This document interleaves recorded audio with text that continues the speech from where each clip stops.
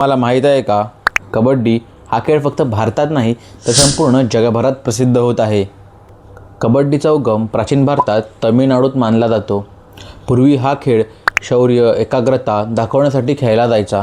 1936 मध्ये बर्लिनमध्ये कबड्डी हा demo sport होता।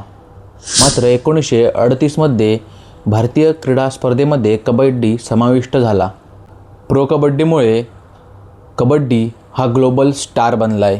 दोन संघ, एक रेडर श्वास रोखून प्रतिस्पर्ध्यांना टॅग करा आणि परत या।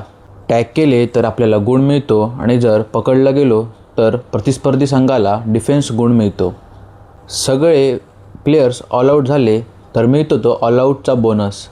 रेडिंग, डिफेन्स दोन्हीही रोमांचक। कबड्डी हा बांगलादेशचा राष्ट्रीय खेळ आहे आणि भारताचाही अभिमान। तुम्हाला हे व्हिडिओ आवडली असेल तर व्हिडिओला लाईक करा, चॅनलला सबस्क्राईब करा आणि जास्तीत जास्त लोकांपर्यंत शेअर करा। तोपर्यंत जय महाराष्ट्र।